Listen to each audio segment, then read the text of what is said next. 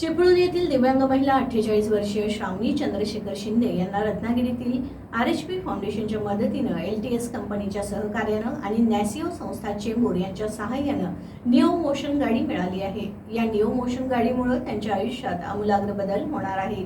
ती पूर्णतः स्वावलंबी बनणार आहे। कोणाच्याही मदतीशिवाय बाहेर जाऊन काम करू शकणार असल्यानं आर्थिकदृष्ट्या सक्षम होणार आहे। कौटुंबिक परिस्थिती सुधारण्यास मदत होणार आहे।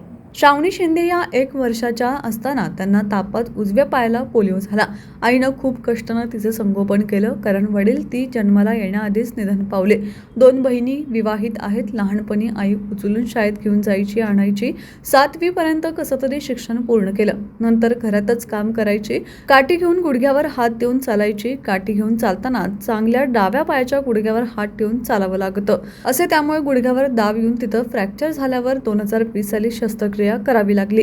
आता चालण्यावर बंधन येऊ लागली। फार लांब चालणं शक्य नसल्यानं व्हीलचेअर वापरावी लागत आहे।